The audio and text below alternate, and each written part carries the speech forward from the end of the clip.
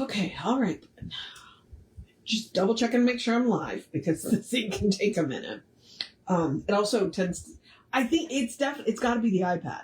It disconnects my audio and my video. So, all right. I'm awake, I think.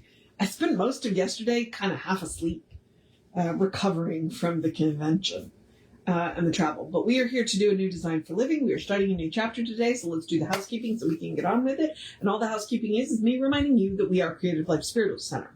Website is creativelife.org. The Creative Life Spiritual Center. No, I think it's creativelife.org. The info is info@creativelife.org. That's the email. And that will get you, if you sign up for the mailing list, you get one email a week, tells you what's going on for the week and month. The hot links are hot. So if click here now means it. And then it is also a blind CC, so nobody will see your email. You won't end up on anybody else's email list because of us. And then I'll mention the social media merely from the standpoint of we do not monetize the social media. We don't want to deal with the ads any more than you do. So what we ask you to do instead is go like, subscribe, follow, based on which platform you are on, and then engage with the individual posts by reacting, commenting, and sharing. It bumps us in the algorithms, more people see our stuff, which, frankly, is the goal of social media. And we think we have good tools to share, so we hope you agree with us. And we are Creative Life Spiritual Center or Creative Life Spark, based on which platform we are on. And I'm the running Rev Ryan across all of the social medias that I am on. That was the rest of that statement. I may not be as awake as I thought I was. Okay, so A New Design for Living is the process of science of mind. This is one of the last books Ernest himself put out. He worked on it with Willis Kinnear. Yes, I know it's backwards. I don't know how to fix that.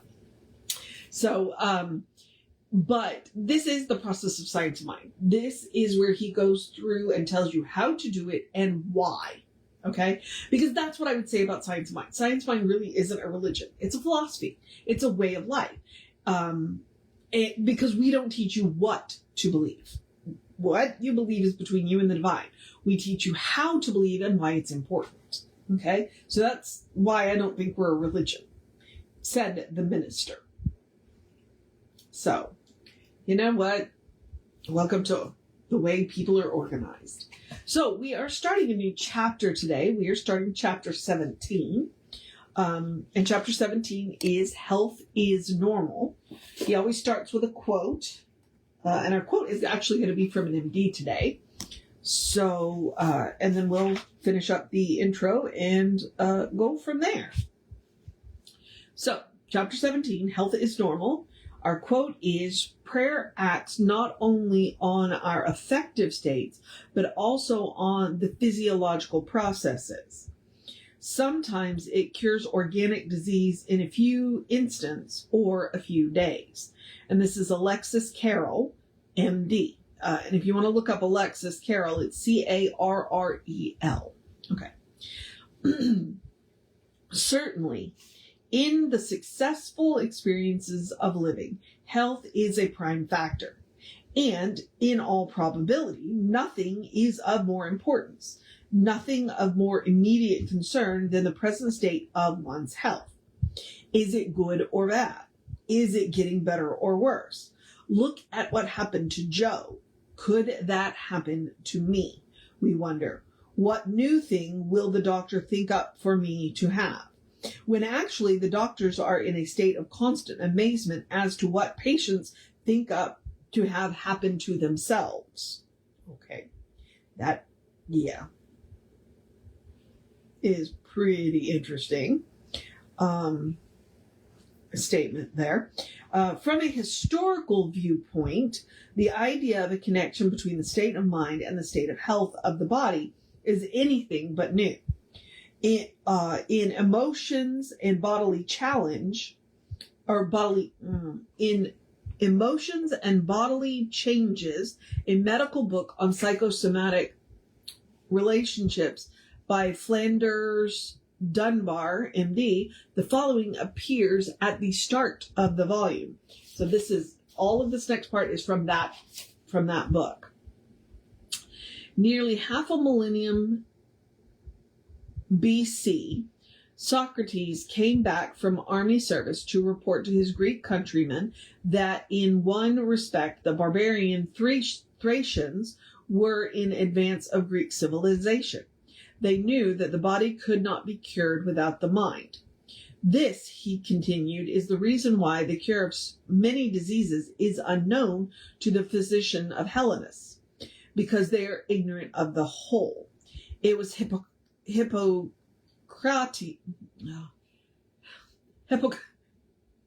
Oh, the Greek is just making me crazy. Hippocrates. It's a Hippocratic oath. So Hippocrates, the father of medicine, who said, in order to cure the human body, it is necessary to have the knowledge of whole things. And Paracelsus wrote, true medicine only arises from the creative knowledge of the last and deepest powers of the whole universe. Only they who grasp the innermost nature of humanity can cure them in earnest. Ugh.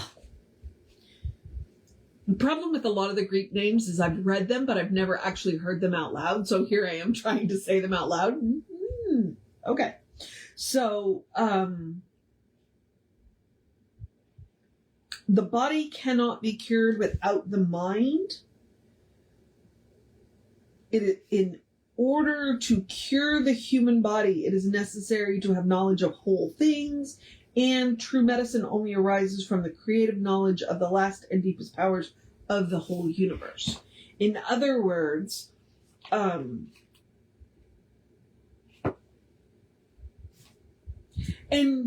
let's be honest, the whole reason that I ended up going, there are a lot of reasons why I went to ministerial school, but one of the main ones, when I was in undergraduate studies, when I got my anthropology degree, anthropology archaeology degree, one of the classes I took was a medicine class. What are you doing? Yeah, I'm talking to you. Was an anthropological medicine, an anthropology medicine class, which right now I apparently can't remember the name of, so that's okay. But one of the things that they did is it contrasted Eastern versus Western medicine, and in Eastern versus Western medicine, and what was I reading last night? Basically, in Western medicine, we treat the body and we treat each individual organ as a separate organ. We don't treat the body as a whole system, and we don't include, in the Eastern, they do body, mind, and soul. Like, if you want to affect true healing, you have to treat the body, the mind, and the soul, because the mind and the soul affect the body. And if you talk about, and then whatever I was reading last night, it was the same idea. It's like I know what it was. It was talking about Chinese medicine, where in Western medicine, they treat the liver as a separate organ. They treat the brain as a separate organ. They treat the kidneys as a separate organ without ever noticing that it's one whole system. Especially now that they've kind of figured out the gut-brain axis, where that's where a whole lot of our trouble is in the gut-brain axis. It's one whole system. The body is one whole system that includes the mind and the soul. So, the Swami is the same thing on his book in The Quantum Doctor. That's what he was trying to do. He was trying to say, look, if you really want to be healthy, then you got to get your mind right. You got to get your soul right, right? How do you get your soul right?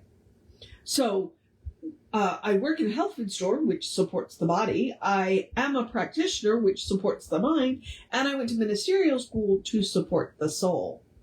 It's one whole system. And that is how we affect true healing. So, yeah. All right. So this should be an interesting chapter. Because the two that I see, our amazing body and the stability factors. Ooh, that one's a nice long one. The curative power, your thinking and health, pills and prayers. That should be interesting. because Ernest was not against medication.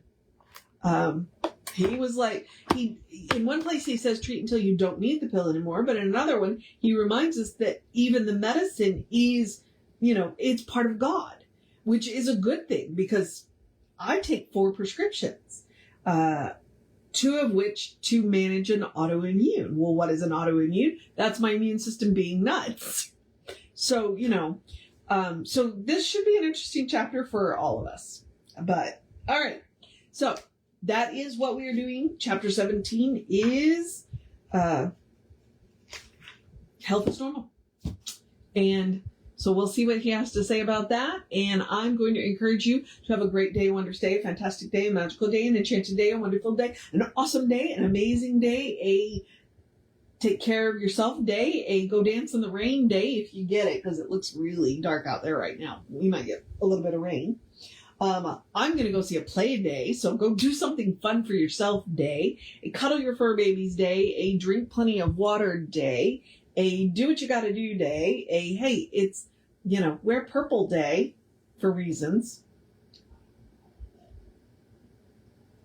which I'll tell you why tomorrow, I may be out of words day, a good day, and if that is too much pressure, simply have a day. You are enough, just as you are. You're a beloved expression of the divine. You are a brilliant light, a divine spark, spirit in motion, God in action, an absolutely beautiful masterpiece, and a work in progress at the same time at your own pace. And as Reverend Jesse likes to call us, you are godly. So, explore the truth of your being. Get to know who the divine knows you to be, because the divine knows you to be good. And from there, anything is possible. All right, beloveds. As I said, moving into the process of my day, Reverend David should be on sometime around 5, sometime in the afternoon. I don't even know. I don't even know if he was on yesterday, because when I was working on, he still hadn't been on last night. So, and then I will be back with you around 9:15 tomorrow. But it is Sunday, so we do have an amazing service for you. If you are watching this after 11 o'clock, scroll up one video. If you're watching this on YouTube, well, then go back to the Creative Life Spiritual Center YouTube page and see what we were talking about that day, or any day for that matter. So, take care of yourself, know that you are loved, and I will see you next time.